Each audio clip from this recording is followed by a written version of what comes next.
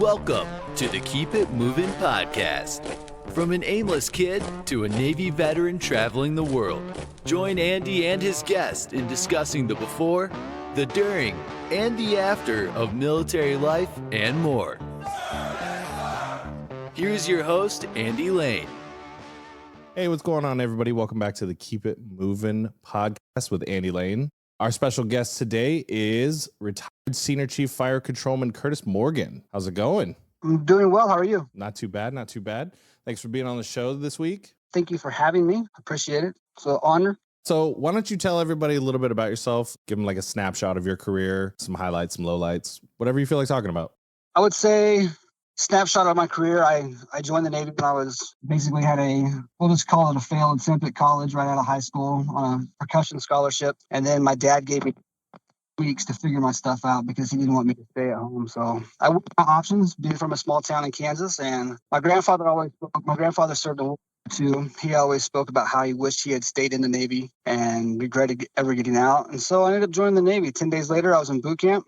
And then 24 years later, I retired. You said 24 years? I did 24 years and 2 days. That's intense. That's a long ass time. Yeah, I came in April 29th of 1996, and I got out April 30th of 2020. Where was your boot camp? Great Lakes. Oh, okay. Yeah, back then they only had Great Lakes. They had just shut down Orlando. Yeah, they had just shut down Orlando. I think that was the one that shut down before. I heard there was one in San Diego at one point. Yeah, I don't know when they shut that one down. I'm not for sure. That was before I came in. The only one that was open when I joined was Great Lakes. So I didn't have any options. That's fair. Same. Yeah, I would have definitely picked Orlando, probably, or San Diego, but Yeah. I mean, Great Lakes, it was cold. That wind coming off Lake Michigan was ridiculous. And Oh, yeah. Everything's ice. Yeah. Hard pass. Yeah, hard pass. And then my A school was in Great Lakes for like a year after that. So I just stayed there for a full year. And then my C school was in San Diego. So you just went across the street like the rest of us? Yep, sure did. No, so, I mean, like I said, 24 years after that, I retired. And then I kind of timed it to the day. So I would retire right at my 24-year mark because you always get out at the end of the month. So I made sure my last re-enlistment was in April. So that way I would get out in April, not give them any more time for free. I didn't know that. So you get, after your 20-year mark, you get 2.5% in retirement for every year you do over 20. Okay. So say I did 24 years. So now I get 60% retirement instead of 50% retirement if I did 20 of my base pay, right? You're making the big money? No, I'm not making the big money. I mean, the big money really comes in with your disability. If you're able to get a high disability rating, that really helps you out there. The retirement, I mean, my retirement check's like maybe around $3,000 a month. In Hawaii, that's not even livable. So You said $3,000 a month is not livable? in Hawaii, no. Yeah, I'm trying to think. Not on Oahu. Like if you were on Kauai or Big Island or somewhere like that, you could probably get away with it, but not in Oahu. I'm trying to think of the conversion here in New York because I don't make much more than you. I make like 4,000, a little over a month before any disability or anything like that. Yeah. And it's painful. Yeah, for sure. Especially when I have a son and I'm taking care of his mother as well. She doesn't work. You know, they're both staying with me. And I pay for all of that as well. And my son has autism. So that's more insurance, more therapy, more cars, more driving, more gas. It's all more. Yeah, you don't realize like what has to go into having like even just one kid alone. And then you put more on top of that. Like people don't understand the concept of like, it's not just about the money, although it's about the time. Yeah, and it's about cost of living as well. You know, I mean, I was told, I don't know if this is fact or not, but I was told that Hawaii gets their oil from Russia. Oh. So for like gas prices and stuff, it varies quite a bit. But like the food, the inflation over the last year, I think we're over 7% inflation. Holy shit. For this last year, which is like the highest it's been in 30 years. That's for the American economy in general. So it's just, that's a killer. And like the pay has not been increased to compensate for inflation. Right. So they're all difficult issues with our economy and where it stands. But living in Hawaii, and the median house, I believe, is over 800,000. It's like 830 or 840 last time I checked, 840,000. That's for a median house. I mean, you're looking at like 1,500 square feet, maybe. It needs renovations badly. That's crazy. Yeah. That's crazy. Yeah. I know my ex-wife bought a house out here in Long Island, And it, it's a little bit of a fixer up. It's from like 1920 something, 1928, I want to say. And they paid like north of $500,000 for it. I'm just like, I can't even imagine. Like, cause it's 2 stories. They got like a small backyard, a driveway and all that stuff. Like I lived in Hawaii. Like I remember seeing some of those houses. Yeah, it's gone up a lot the last few years. Like, so last year there was a house in Mililani, which you're familiar with that, the middle of Oahu. Yeah. And I put an offer on that at like $1,010,000, which they were asking like $980,000, $990,000. It was around 1,600 square feet, 3-bed, 2-bath, 1 story, but it was nice. Didn't need any renovations. Oh, okay. Had solar, I believe. It was a really nice house. And I got outbid from a guy offering $1.1 million in cash. Cash. That tells you what the market's like out here. I've been searching for a house for 4 years and I've just struck out. Like that's crazy. I gave up. I was just like, you know what? I'm done. I'm not even looking. The housing market, it just keeps going up too. I'm just like, I'm done. You almost have to buy just land and build. Yeah, but unfortunately, you can't use your GI Bill for that.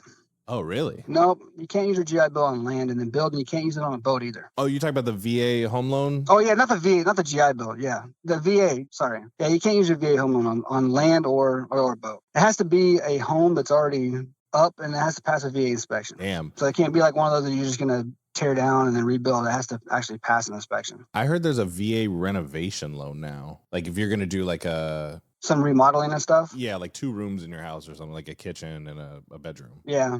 They briefly mentioned that at one of my TAPS class. I mean, I went to TGPS. They changed the name. They went from TAPS to TGPS. Now I think it's back to TAPS. Why not just pick one? I don't know. I went to that class twice in the last year that I was getting out, and they varied so wildly. It was really hard one class was really focused on resumes and interviews and setting up your LinkedIn profile. And then the next one was talking about your VA benefits mainly. But one thing they didn't ever discuss was really the process your last year of separating everything you needed to do, which I thought would have been tremendous help having gone through that. And then hindsight, looking back at it. Yeah, I completely agree with that. I think one of the biggest things that nobody really tells you is like, especially if you're going for like a job with a clearance or something like that and you're trying to transition, they don't really tell you that there's a window that you can get hired in. Right. And like, that's huge when, you're applying for all these jobs and you're like, man, it's coming down to crunch time. This big marathon is now, coming down to a sprint. And it's like, I need a job. Like I can't just go and, be homeless. I think that's why a lot of people resort to using their GI Bill as soon as they get out, because they're like, nobody's hiring me, whatever. And they don't realize that within 120 days, anybody can hire you. Yeah, for sure. And another thing, like a lot of people think, oh, well, I retired, so there's a 180-day requirement that I can't apply for like a GS job, right? Right. But like I got hired, they just submitted a waiver for me and it went through easy, like no problem, no big deal. But some places aren't willing to do a waiver. They don't want to advertise the process of doing the waiver is the job has to be advertised publicly, and then they have to basically write up a report on why you were the best selection and, all the interviews and all the other people's information. And some places just don't want to do it. They just want you to wait 6 months and then come back. Like when I retired from the shipyard, they wanted me to wait 6 months and then come back. But CMS APAC at Camp Smith, they were like, hey, we'll do a waiver for you. And so I was like, okay, let's do it. And so they did a waiver for me. And then a few months after that, the shipyard hit me up and said, hey, you want to come back and work for us? And I was like, sorry, I'm kind of loyal. These guys were willing to do a waiver and you weren't. So right.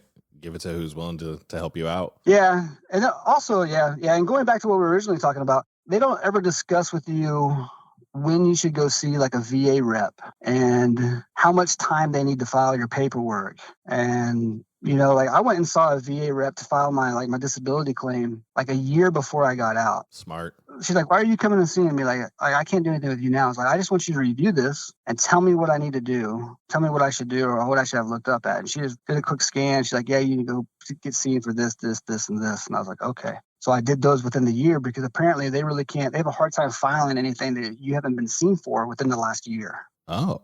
And then also the VA rep, like she wanted my paperwork. I thought it was 100 days prior to getting out. It turned out it was like 100 working days prior to me getting out. So when I gave her my paperwork, she was like, I'm not going to get this filed in time. So it actually took me about 6 months after I got out before I actually got my initial rating and any pay. But fortunately, you get that back pay. I actually just saw my final doctor's appointment on this last Monday so that I can finish my claim. Yeah. And I'm like, I've been out since December. Yeah, that's another thing, like how quickly they get you in, especially during the pandemic and everything. One thing I would recommend though is if like the first doctor I went and had a physical done with, like look up the doctors online, right? Right. Check them out, see who they are, because I looked up this guy and he had been practicing medicine longer than I'd been alive. He probably should have retired a long time ago. And we were in there when I'm doing my initial physical, he was asking me, so tell me about your back. And before I could even start to tell him about it, he's asking me another question. I don't know what information he was getting, but it just seemed like he was just going through the motion. So I contacted the VA and I was like, hey, I talked to some people that were retired and they went through the process and they didn't have that issue. And they're like, they didn't look at this or this. And I was like, no, they didn't look at anything. And so I contacted the VA and I vetted my frustrations with them and they did an investigation. And then they called me back a couple of weeks later.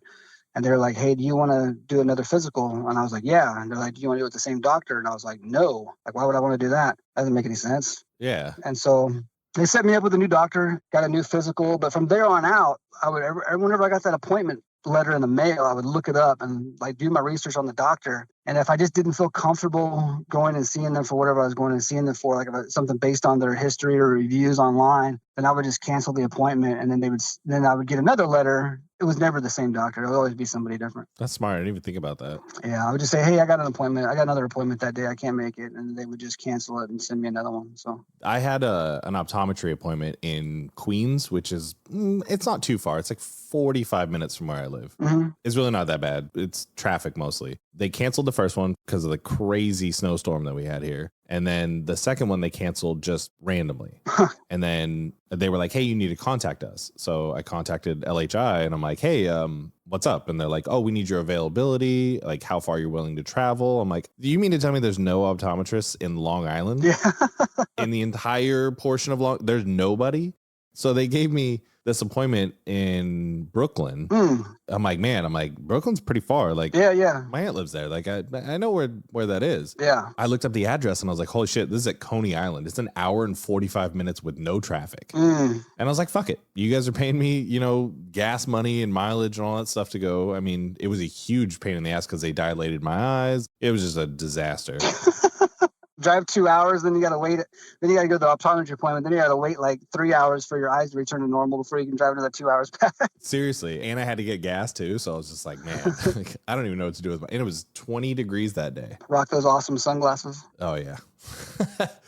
Those are my least favorite. But when I went in there, the optometrist was, he was nice, but he was very direct, and his assistant like scanned the prescription on my glasses and she was like, you barely have a prescription here. And I said, yes, but there's a prescription there, right? And she goes, yeah. And I said, okay, cool. I didn't have those before I joined the military. And she's like, I don't understand. I said, my eyesight got worse while I was in the military and that's all you need to know. Yeah. And she was like, oh, okay, I see your point. Yeah. I think because you're in New York and it's so densely populated and there's not a lot of military there. I mean, I've been in New York for Fleet Week. It's crazy. Let me know if you ever come back out. Oh, yeah, for sure. I got some friends that live out in Long Island as well. Nice. Around Controlman area. Oh, okay. That's not far. That's actually maybe 15 minutes up the road. Oh, okay. Yeah, and so I feel fortunate that I'm in Hawaii and I was able to retire from here because it's so densely military populated on Oahu and there's so many doctors that deal with stuff like this that even the doctors were able to give me like tips and advice and, hey, if they don't file this, then you need to go back and fill out this form and send this in, or, they deal with it so much. And then Tripler in comparison to a lot of VA hospitals, my little sister is a nurse and she's told me about the hospitals in the Midwest around where she works. And, I can't say that I would probably even go just because it takes so long. And like she's heard a lot of bad stories about the quality of care that the VA hospitals give out there I feel fortunate that I'm here that I can use Tripler, but Tripler's awesome. Yeah, I'd probably have alternate. Yeah.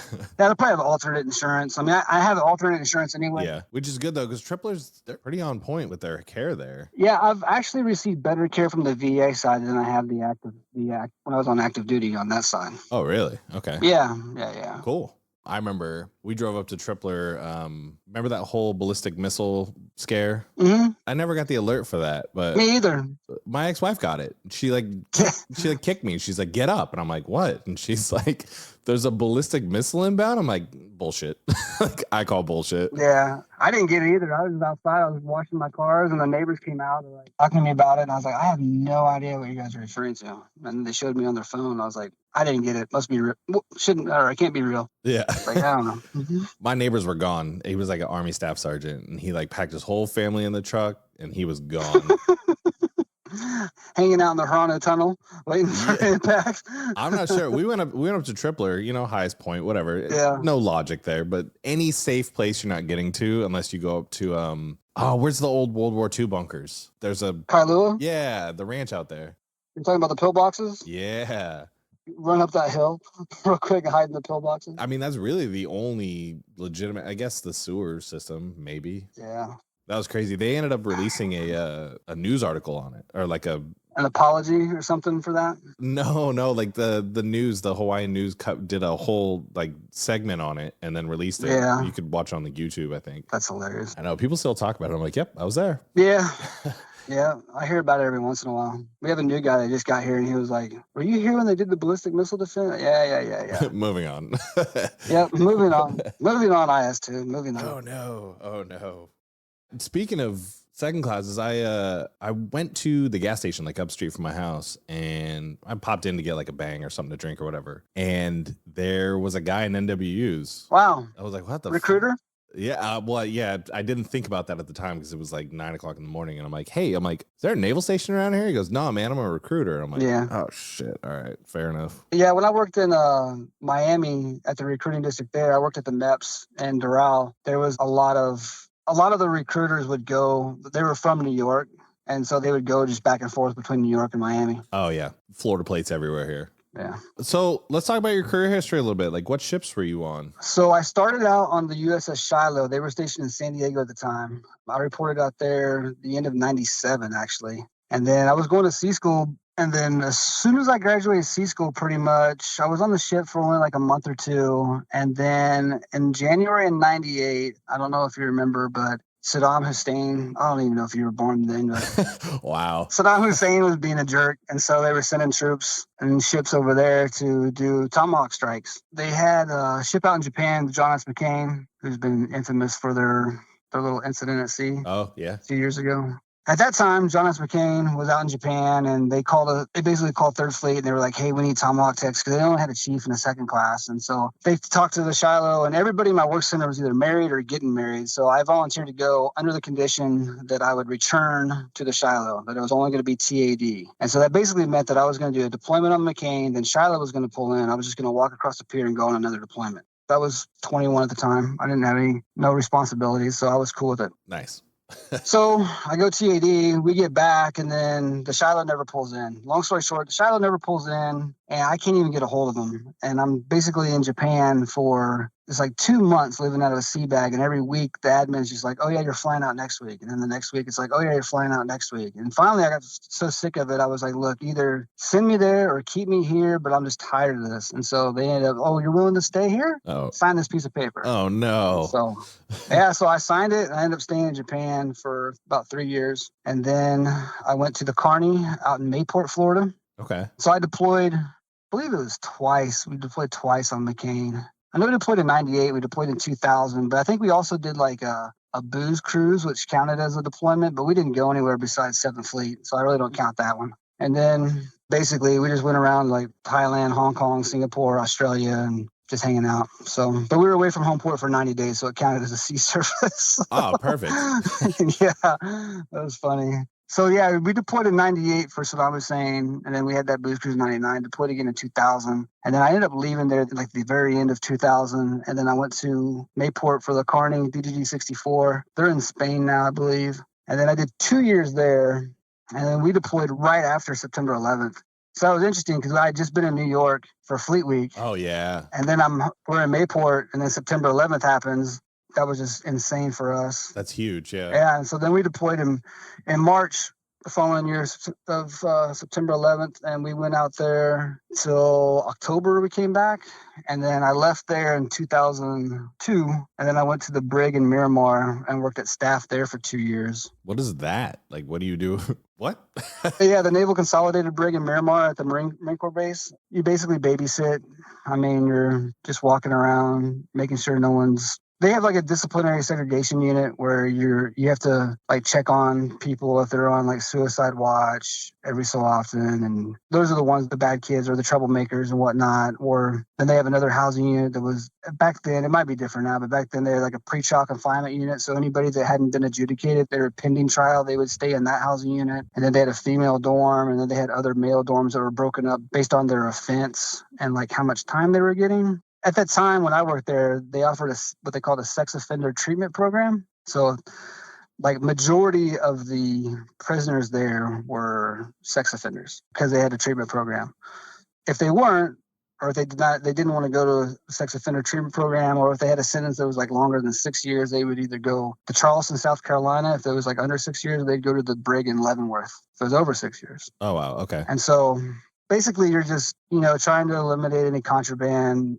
It could be anything from just counting silverware after a meal to make sure you have all your silverware, just monitoring the PT, or you're transporting them to medical appointments, stuff like that. I mean, it's really just babysitting. I remember the drop off. So Chesapeake, Virginia has their brig out there. Mm-hmm. And I remember doing the drop off process when I was stationed on board the Dwight D. Eisenhower. And you drive into like the garage door would come up, you drive in the van, and then garage door would go down, you offload the detainee. Mm-hmm. So we would, drop off the detainee, and then I think it was like MAs that came out or something. I'm not too sure. And then once that was all done, then they would roll the gates back up and we could drive out. But I remember doing that like 3 or 4 times. I'm like, this is such a process. Yeah, it is. And then, like, I know when I was at Miramar, like, our intake was Marine. The Marines did our intake. And so we had every branch of service at the brig in Miramar. We had Army. So we had to have the same branch of service. But the most amount of staff members we had Air Force staff members. We only had a few Army, but it was mainly Navy and Marines. Oh, wow. Okay. And so, but they did our intake, and then they were really strict on making sure the inmates, the detainees, when they're brought in, they have every single item that's on the list, because there's a list and it's got to be there. And so, why did they remove the name tapes? Oh, they still had name tapes when I was there. I don't know why, like if they took them off since. Okay. Like I was there from 2003 to 2005. Okay, because I know in 2011, 10 or 11, somewhere in there. Yeah. They were returning detainees without name tapes. Huh. That's interesting. Yeah, I don't know if it was just because I guess they would get a different uniform inside, maybe. I don't know. Oh, even when I was at Miramar, even like the pre-trial confinement, like the actual inmates, they still wore their military uniform. Okay. Like while they were there. Yeah. They would just take off their rank and stuff. Makes sense. Yeah. So what do you prefer, Southern California or Hawaii? Hawaii. Really? Yeah, hands down. Hands down. Really? Yeah. How bad did the quarantine hit you guys? So it's ironic, like the week of my retirement was when the COVID break hit. Like my retirement was like March 19th. Oh, right at the beginning. Like, it was literally the worst week possible. And they weren't even going to do my ceremony, except for my mom had flown out from Chicago all the way out, and she was already on island. And so they ended up, I was supposed to be on the Missouri. I had like 20 friends flying out. It was going to be a big deal. We had hotel reservations and luau's and all this stuff, and everything got canceled. And it was just in this little auditorium that the shipyard had. And it was only the chiefs, my mom, my son, his mom, my mom's husband, and then whoever was participating in the ceremony. And that was the only people. And then my mom ended up flying out there because they were worried they were going to get stuck on island. And so she flew out the very next day. Fortunately, I was on terminal leave, so I just finished up my bachelor's degree, and then I was doing I got interviewed for this job while I was on terminal, and then I just waited. Like basically, I got hired here at the end of August. Nice. Yeah, so it wasn't that bad at all.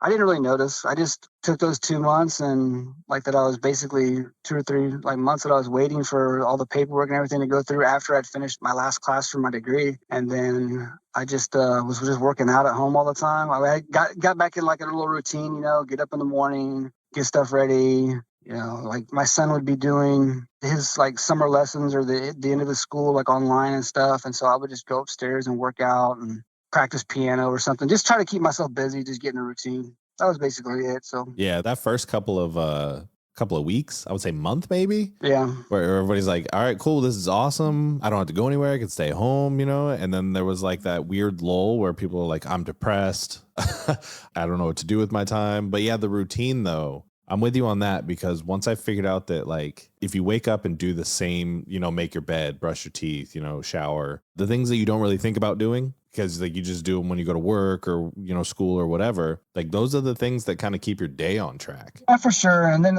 we were very fortunate in the fact that we have like a 2-story house with a little bit of a yard and a garage, so we can kind of get separated. But for those that were, say, living in a 2-bedroom apartment or a studio or something, I probably would have lost my mind. Oh, yeah. I don't know how they did it. Oh, yeah.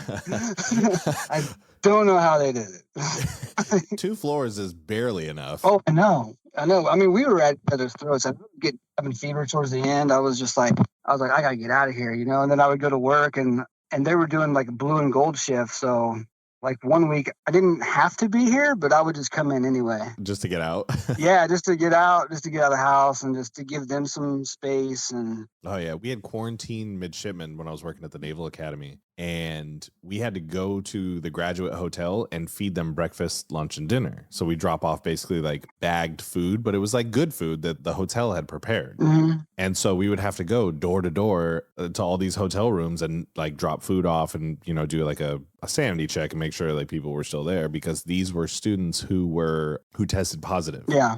And so I'm like, cool, I didn't test positive, but I'm now being exposed to all of these kids who are, who tested positive. Awesome. Yeah.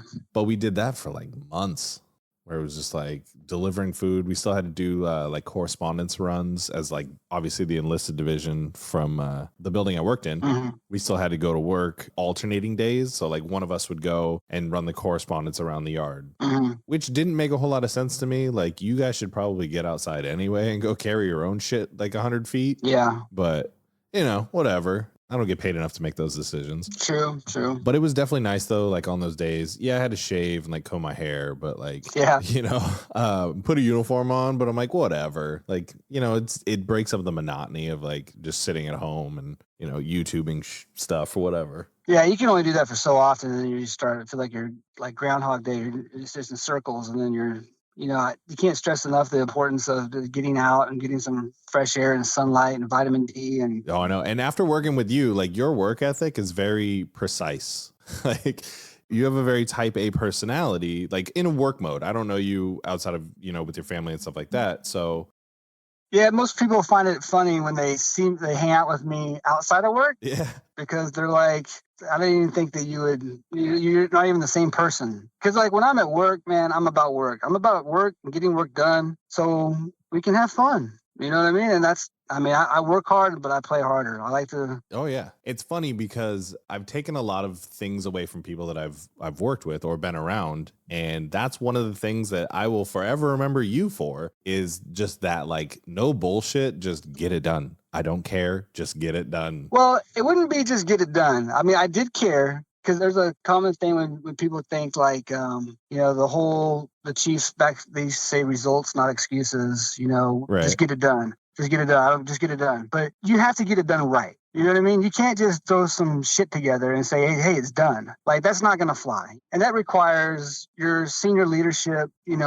communicating expectations, letting them know your standards, making sure those are crystal clear, like what your expectations are of them, your timeline, so on and so forth. And that just takes a while. And a lot of times people don't really know, like you might see potential in somebody that they don't see in themselves. And so your level of expectation for them may be higher than their own level of expectation of what they can produce. Sometimes you got to push them a little bit harder to their limits. You might not know their limits until you push them to the very edge. And then you're like, okay, that's it. Back off. It just takes some time to get knowing one another. But I think I know what you're referring to as far as like when I was on Preble and probably people, me being in combat or people complaining or whatnot. But there was definitely a period of time where it took like some adjustment and people getting to, understand like where I was coming from and the level of expectation. And it also didn't help that I was being pulled in so many different directions, So like even division would come to me and they're like, hey, we feel that we don't even have an opportunity to speak with you because when you're walking down the hallway, you have so many things on your mind. I would never write anything down either, which was another mistake of mine. And so I'm thinking about 5 different things I have to do. And then someone would come up to me and I'd be very short. I'd be like, hey, I gotta go, And so we would really like a time when we can sit down and talk to you. Because once quarters was over, I was gone. I was out the door. I'd meet back up at 12:30. What got done? Where are we standing? Where we need to go? Let's go. And then back out again and hit them up at the end of the day. As soon as you're done with all the X, Y, and Z, we're out. Like I wouldn't keep them there for no reason. Like if you're done with the work, I'm going to let you guys go, period. I never had them sit around and just twiddle their thumbs. Like I don't give a shit what the department head said. I don't even care what the XO said. I will take it on the chin. You're not going to sit around. And so it was always really busy. And so like the division would come to me or the department would come to me and be like, hey, we really need a time where we can talk to you. So I would carve out like an hour every Wednesday and just sit down and talk to them and just kind of let it be like a free environment where, I'm not chief anymore. I'm just Kurt, talk to me, vent your frustrations, ask me like, why are we doing this? If this doesn't make sense, this is stupid. Feel free. There's not going to be any repercussions. And we would just have a sit down and just talk. And I could try to get them to understand like the chain of commands I view or what I was expecting from this certain project or why we did it this way. Or if they felt I wasn't listening to them, like we wanted to do it this way, then that would be my opportunity to be like, okay, well, we couldn't do it that way because it violated certain safety protocols like X, Y, and Z. It just gave it an opportunity. And once we established that, we had a much more open communication. And I felt that they trusted me more because I always had a plan. I had a plan, I had a backup plan, I had a tertiary plan. You know what I mean? Like, right. Because I was always thinking like, okay, well, if this guy gets in trouble or if I have a sailor that tests positive or if I have a sailor that gets pregnant or if I have a sailor that gets a DUI, like I would always plan what I was going to do in case I lost somebody or when somebody got in trouble for stealing at the Nex in Guam or something. I would always have a plan for how to get them back on track. It was just up to them to do it. You know what I mean? Yeah, but you had like a very tight-knit team too. Like that's, part of your job. True. Yeah, especially with our classification level of our job. It's kind of unique in that aspect because there's really only a couple rates on the ship that are above secret. So yeah, that's very true. I mean, I was fortunate. Like, Preble was the strike team on Preble. I used to tell them that I used to always talk about the strike team that I was on when I was on John S. McCain because that team meant a lot to me. And the reason because my chief was a guy named Dave Bush. He's a retired master chief now, and he works at the Slamix office in San Diego. Jesus. And my first class, so I met him when he was a second class, was Jason Dunn. He was the master chief for PAC Norwest. He's getting ready to transfer. I'm not sure where he's going. But I was going to get out of the Navy until I met those two people. Like they had the biggest influence on my career because Dave was a chief and Jason was my first class at the time. I did not like the situation I was in. I didn't like the fact that I got put in Japan. I didn't like the fact that I wasn't getting COLA for like 2 months, and then they finally just kept me there for 3 years. Jesus. I wasn't happy with my chain of command at the time. We had a Tomahawk chief, but he left, and then our chief was mainly this GMC, who I didn't see eye to eye on at all. Like, didn't like it all, and I was going to get out, and I was actually going to join the Marine Corps right after that. Interesting. But I met Jason and Dave Bush and another guy, Chief Warrant Officer Bob LaPlume. They really changed my complete outlook. I really understood and realized what it meant if you have an LPO and a chief that care and take care of you, how much of a difference that can make in a junior sailor's life. That's why I wanted to stay. That's why I ended up staying in. That while I was on Preble, I always talked about them, but Preble, the strike team on Preble was always like near and dear to me and my favorite. The dynamic between Roman and Matthias, the no filter drama that Guthrie could always bring, and then the relationship between Dice and Newton, and then when Segura was there, who's now senior chief, having an opportunity to mentor him when he's a first class, will always be something near and dear to me. That's awesome. So like my whole time, I wanted to emulate. Jason is a really good guy, takes care of his people. He's funny, doesn't take anything serious. Dave was always a guy that took care of his sailors, always looked out for him, always cared for him. And then in 2010, when I made chief, I was in recruiting district Miami, and the CMC at that time was a guy named Eddie Knight. And he's another person that really changed like my career at that point in time because he always put out that your sailors come first, and the day that you put yourself before your sailors is the day you need to retire. You need to leave the mess. Right. And so I always try to put my sailors first, whether they saw it or not. at all the times, but I always had a plan for each one of them to make sure they succeeded in their professional life, their personal life, inside the Navy or outside the Navy. I didn't care what their decision was, but I knew I was going to set them up. That's what I try to do. And that's good. That's good leadership. And I feel like there's this big stigma right now where like everybody's talking about toxic leadership. I don't know if you like hop on TikTok or Instagram reels or from time to time or whatever, but there's a big thing going on about toxic leadership. And I'm like, yeah, but you got to remember the entitlement of the kids that are coming into the military nowadays. That toxic level is even higher. You know, you're trying to clash two different generations together. Yeah, I'm fortunate that I work at there's only a couple E5s. Of course, I'm a GS12, so I don't deal with it. Like, I don't get involved. Like when he used to have a command senior chief that would come by and ask me questions, and I was like, I'm not involved in that anymore. Or he would call my desk and be like, hey, have you seen IS-1? I'd be like, no. He's like, do you know where he is? I'm like, the days of me working for first classes are over. Yeah. Good luck. And I would just hang up. You're like, it's not on my contract. Leave me alone. Yeah, I'm just like, nah. But I mean, I think like, if I look back on it, of course I was Gen X, broken home, grew up single parents, bouncing back and forth between aunts and grandparents and stuff like that. I mean, when I joined the Navy, those chiefs and senior chiefs were, salty. Yeah. You know what I'm saying? Yeah. I mean, you're still meshing generations and stuff. It's just that we didn't have like a social media platform or all this stuff they have now. We didn't have cell phones back then. So you're still meshing generations. I just think that there needs to be like more understanding from both sides and more communication from both sides. I think everybody could come up to an agreement. I mean, I don't know anybody that can't get along with their grandparents. Yeah, right. You get free candy when you go there.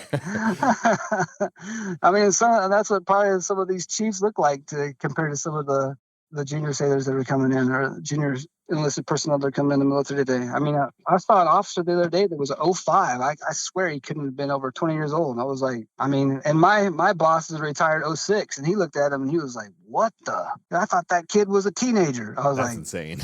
I was like, yeah, man, we're just getting older. So yeah, right. Yeah. Like, I'm not too old. I'm 36. Oh, by the way, in 98, I was in 7th or 8th grade, by the way. Oh, okay. Yeah. Just making sure. Yeah. Just making sure. I was born in 85. I joined when I was 24. So I did a bunch of stuff before I came in, and then this is where we ended up. Oh, I see. Yeah, I joined at 19, so it's a little bit different. I think it's better, smarter to come in when you're a little bit older. You don't get caught up in all the underage barracks drinking stuff. Yeah, I think, I don't know. I was kind of still in that like window, but I feel like I was more sensible in getting out of trouble per se, like making a slightly smarter decisions. I don't know. Maybe that's a guesstimation. But talking about people who changed like careers and stuff like that. Do you remember Warrant Person? Oh, yeah. He was senior chief on Preble with us. Yeah, I definitely remember. Yeah, when he was the department LCPO for ops on Preble, I remember I got to Preble, carrier sailor, I thought I was hot shit, but I was actually not hot shit. Changed my whole perspective on life and just kind of how to like view things and just task oriented things and just, pick one thing, do it at a time. And then my LPO at the time, OS1 Craig. Well, now he's an OSC, I believe. He reinforced that same thing because they were friends on the outside of work or whatever. And so he would just take whatever, he was a senior chief at the time, but he would take whatever he said and just, push that motto even forward. So between the two of them, that pair, like that kind of got me set on track. Like initially when I got to Preble, because I was just like, big carrier sailor, like the jobs are just completely different. They're all over the place. Oh yeah, for sure. I mean, on a big deck, you can hide. And I hid well. On a small boy, you've got like not only your primary job, but like 3 other jobs that you have to do. And that was, I think, a problem when they went to, it might have been before you came in the Navy, but they were back like, I think in like the early 2000, they were trying to do like minimum manning type stuff. They were trying to do more with less people. And so they started slimming down the manning on ships and whatnot. And it just ended up snowballing into people just being overworked. And we'd be on deployment. I remember deployment in 2006. I was doing VBSS and standing port and starboard watch. And it was like 36 hour days were just common. That's crazy. Yeah, and it was just running us down, just beating us down. But fortunately, like later on, they started, increasing the manning and putting it back to where it should be. It's still low. Yeah, it's definitely still low. Only in certain areas, though. Like I noticed that, like ITs have a ton of people, Yeah. but nobody else does. Yeah. I noticed that as well. Like, we have an IT department in our office, and there's like they're like stacked, and I'm just like, why do we have so many of them? They don't they don't do anything. Yeah, it's really an easy job to kind of weasel into. Well, I don't know. To get certified is really easy. You just have to like read a book, take a test, done. Yeah, right. It's not too bad. I'm actually dealing with that myself. I'm trying to get a couple certifications to kind of get more money. But yeah, that's good. I mean, definitely, I think continued education, especially if something is going to give you more money or just I'm older, so I think continued learning as you get older is good for your mind, so you don't get, I guess, stale. I like to still take college and stuff like that now. So yeah, so once I got my degree, I used 2 months of my GI Bill, and then I signed the rest over to my son. And then, so he's got like 34 months or so. Yeah. But I'm going to tell you right now, if he doesn't use it, I will find a way. Yeah, I'm the same way. I gave my son my GI Bill as well, but if he doesn't use it, then I'll use it. But that's one thing I was going to tell you about reason I wished my command. So when I first got hired at CMS APAC, they were an Air Force command, and they transferred to the Navy like a couple months after that. Oh, okay. But when they were an Air Force command, the civilians would actually get tuition assistance for college. Wow. However, the Navy doesn't. Yeah. So I thought I was like, you guys really get tuition assistance? They're like, yeah. And I was like, oh my God. And then they switched to the Navy, and they're like, oh, by the way, tuition assistance is gone. Yeah. Imagine that. Yeah. Thanks, guys. I think that would be like a DOD policy, not a service-based policy. But well, you saw what happened to TA, right? Yeah. Like just the Navy in general, you can't even use it in a 4-year contract. Mm-hmm. Or in your first 4-year, sorry. Your first 4-year. Is it your first 4 or first 2? So you can't use it within your first 3 years, and you can't use it if you only have 12 months left on your contract. Oh, wow. So you have to, basically a 5 or 6 year contract is the only way you're going to be able to use TA, and only after 3 years of already being in. Man, that sucks. Yeah. It's that's kind of absurd. It is. I think they're trying to push the Navy community college thing now. Yeah. I'm not sure the reasoning behind that. I mean, maybe just because they ran out of TA and they had to cut people's TA short. Was that in 2018? Yeah, it wasn't that long ago. Yeah, like 2018, they ran out of TA, and so they had to make some changes. And this was probably some Secretary of Education's just like big idea. Yeah, we need more money, or we don't. Yeah, more changes, more uniforms. That's what we need. Yeah, let's change uniforms again. Yeah, seriously. God. Let's change it up a bit. What was your favorite port visit that you ever went to? Oh, man. Favorite port visit? 24 years. 24 years. I mean, I went to some crazy ones. I would say, like, craziest port visit was definitely Thailand. Thailand? Yeah, you could take Phuket or Pattaya. They're both crazy. Oh, man. I mean, it was just, I remember, so by the deployment in 98, we basically hit no ports on the way in. You know, we hit like Bahrain and stuff in the Gulf, and then we hit Phuket on the way out. And they were all strict. They were like, hey, no jet skis, no motorcycles. No fun. Yeah, like they were, telling us you can't do this stuff. I remember standing outside on the main street at like 9 a.m, had a beer in my hand, and just watching high members of the chain of command just fly down Main Street on motorcycles. And then, I mean, it was just kind of crazy. Like the amount of stuff that went on. Anything you could think of was going on there. It was nuts. Doesn't that sound about right, though? Don't do this, but I'm going to. Well, other people did it too. Like, Yeah. I mean, I got drove back to the ship by a girl on the back of her moped, and I mean, people were saying stuff, but they didn't like send me to DRB or anything. I mean, it was a little bit different back then. True. Okay. Fair. So we pulled into, I believe it's called La Spezia, Italy, and I got to take a train down to Rome. I stopped in Pisa and saw the Leaning Tower of Pisa, and took a train down to Rome, spent the night in Rome. Nice. That was my favorite port. Just Thailand was the craziest port. Well, it was called La Spezia. Yeah. Well, I did the same thing. I took a bus to Rome. I mean, seeing the Colosseum and all that stuff was just amazing. I really liked it. We went to the Vatican, and I mean, I'm not a religious person, but just seeing all the architecture and eating authentic Italian food and drinking wine was just, I don't know, it was a once in a lifetime opportunity, I felt. It's awesome. Even just walking through the gates of Vatican City, or just driving through the gates of Vatican City, you're like, holy shit, this is real. Yeah. Yeah. It was crazy, you know. You went into the Sistine Chapel? So what's funny is we walked up, we were going to go to the Sistine Chapel. We walked up and there wasn't that big of a line. And so we were like, okay, we'll go to the Vatican and then we'll come back out and we'll go into the Sistine Chapel.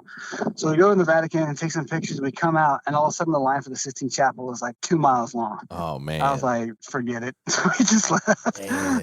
Yeah, I didn't get to go in. My Liberty buddy, so when you get into the chapel, like where like the painting on the ceiling is and all that stuff, they don't let you take pictures in there. Oh, wow. Yeah, so we obviously, you know, being shitty junior sailors, we're all standing around in a circle. And my buddy's got a camera and he's pointing it up, and he just happened to get where like the hands are touching. Yeah. And it came out, I got to hit him up, but it came out clear as day. That's awesome. And I'm like, holy shit.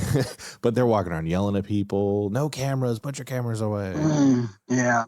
I think you kind of almost had to do it. As long as it didn't have a flash on it, I wouldn't be mad. Yeah, right. I think they were just trying to preserve like the artwork. Probably. And then also like get more people to come in. True. If you want to see it, get in. Yeah. This is also before like high-tech cell phones. Like the iPhone 4, I think, was out. Yeah. Maybe 3G. I don't know, whatever. I think I got a tattoo there. Oh, no, I did. Yeah. I think I got a tattoo there. I think I did. This is Quando Aroma when in Rome. Oh, there you go. Yeah. There you go. There's 3 of us that have the same tattoo. That's funny. Like assholes. Yeah. I was stationed on the Howard, and there was a group of guys that got like a Navy ship tattooed on them, and it said friendship. Like underneath, there's a bunch of them that had it. There was like 10 or 12 of them had that ship tattooed on them. It was funny. Holy shit. Yeah. Did you ever get weird looks? Because I know you have a full sleeve, right? Yeah. Just the one? Yeah, just the one. I was going to get the other one done, but then COVID hit, and I just haven't gone back. Oh, okay. But like, did you ever get like anybody ever like weird eyeing you? Like, because when you wear khakis, obviously you can see like your whole sleeve.